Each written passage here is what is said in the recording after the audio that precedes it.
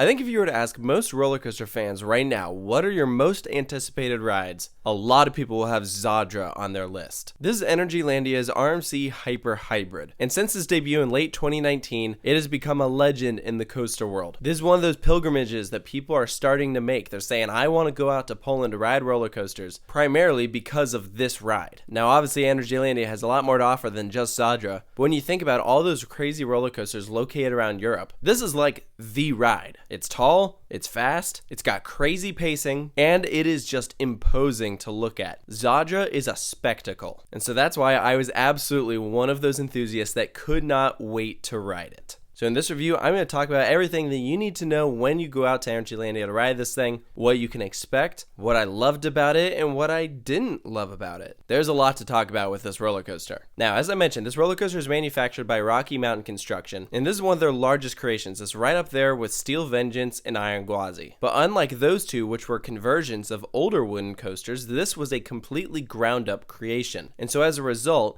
it's also a lot more compact. They didn't have a pre-existing structure to work off of. They just worked their magic coming up with this crazy creation. And to kind of simplify things, the path this ride takes is in a double out and back sort of layout. Think of like Twisted Cyclone, but on a much larger scale. And of course, we see a lot of RMC's signature moments in there. Of course, we have that steel truss lift. So while most of that structure is wood, they built up the lift hill, drop, and stall to be very minimalist. So by nature, it's just very crazy looking. We're going to see multiple inversions, airtime hills, and crazy transitions. And Zadra is relentless from start to finish. It is easily one of the fastest paced roller coasters in the world, right up there with Iron Gwazi. Now, when you go to ride this, first you're gonna have to walk back to the attraction. Zadra is located all the way in the back of Energylandia. You're gonna have to pass under a road into this medieval section of the park, which is very pretty, and Zadra really has this presence there. This village is so well themed, you can just look back and see this towering structure. And then you enter the queue, and oh boy, I don't know what they're thinking here, but this might be one of the worst queues in the world, sheerly because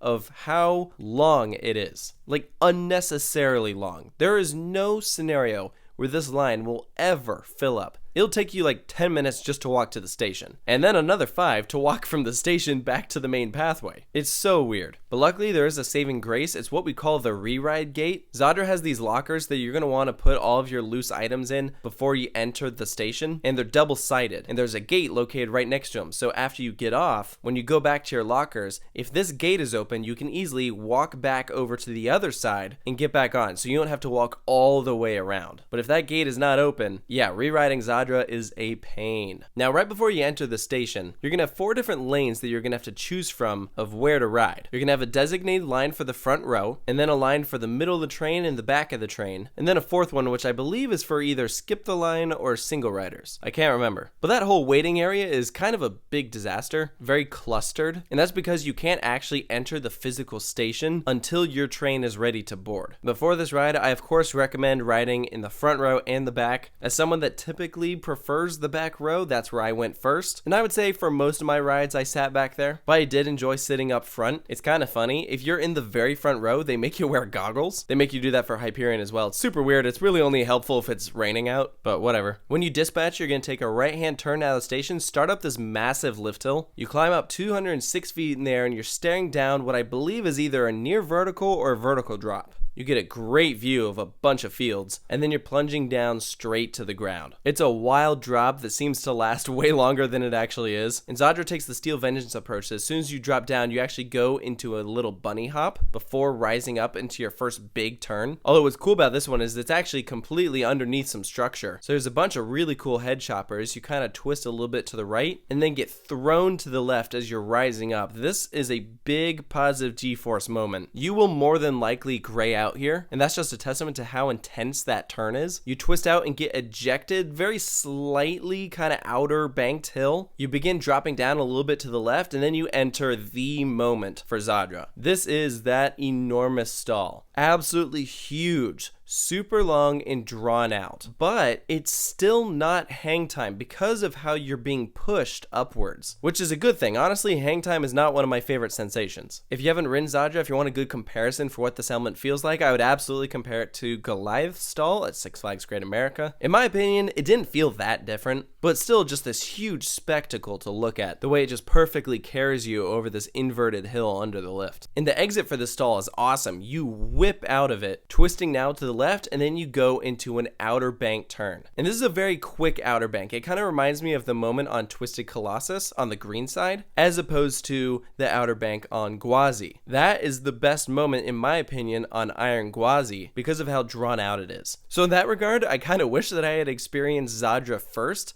before doing Iron Gwazi, because part of me expected that moment to be as good as the moment on Iron Gwazi, and to be honest, it wasn't. It's still good, don't get me wrong, but when I ride Iron Gwazi, that is like the defining moment of that experience. And on Zadra, it's kind of forgettable compared to everything else. But you whip out of that moment, you enter this fast-paced, low-to-the-ground turn where you're twisting to the left, and then you snap to the right. This is actually a really underrated moment. I'm a big fan of this part. The way you're just swooping right up against the ground, it's really cool. And then you rise up into the biggest airtime hill on the ride, which I thought was a little disappointing. It felt like very strong floater. It wasn't quite ejector level. Not saying it was bad, however, it didn't feel as powerful as some airtime hills that you can get on other RMCs. Now, I've heard from some people that they thought the ejector hill right here was amazing, but over the course of 2 days, I sat in multiple rows on this coaster, and every single time I thought the same thing about this moment, even after it had warmed up. So again, I don't know, it might have just been an expectations thing. I thought that this hill would be better than it actually was. Which leads me to one of my main thoughts that I had about Zadra, and that is that I don't think the airtime moments on this coaster are the best parts of the ride. The best parts of Zadra are not related to the airtime, which is very different from a lot of other RMCs. I would say the best part of Zadra is just the sheer pace that you take each moment. The best word to describe Zadra is relentless. Following that hill, you twist a little bit to the left. There's a lot of these kind of lower, snappy moments where traditionally you would just follow a straight path into the next element, but on Zadra, everything's twisted up. Then you rise up into our second inversion, which is in the structure, and is very reminiscent of Steel Vengeance. It stalls out briefly, so you're just hanging there, and then it snaps you downwards. So now you're falling to the right, emerge from the structure, and you enter a double down. And I would say this is the final moment of Zadra that I just wish hit a bit stronger. I wouldn't say it's super powerful. I mean, if you were to put it on most other roller coasters, then it'd probably be one of the more powerful moments on that attraction. But compared to other parts of Zadra and the other hills on RMCs, I wouldn't say this is a standout moment. But luckily, the element that comes right after is you're right up against the ground, turning to the right, and then you snap to the left. And wow, this part is crazy. The way you just whip so suddenly to the side, you're almost like holding on. You're like, holy crap. I love that change of direction. And then you enter your final inversion. And what's cool about this moment is that this is the way Zadra ends its experience. You're rising upwards while flipping, and then you get thrown to the left into the brake run. And you slam to a stop so hard. You have so much speed and force slamming into those brakes, you could have done a whole nother lap around. But I don't mean that in a bad way. Zadra doesn't feel like a short ride. Like, I was very satisfied with the amount of elements that were put into here. And actually, I would much rather have a ride slam to a stop with all that speed than just kind of fizzle out and have a lackluster ending. We hit the brake run on Zadra and I was like, holy crap. I think the first words out of my mouth were, that is fast. More so than other RMCs, you really feel that speed with this thing. So in conclusion, Zadra is an extremely well-designed attraction. I thoroughly enjoyed it from start to finish. I absolutely understand the hype.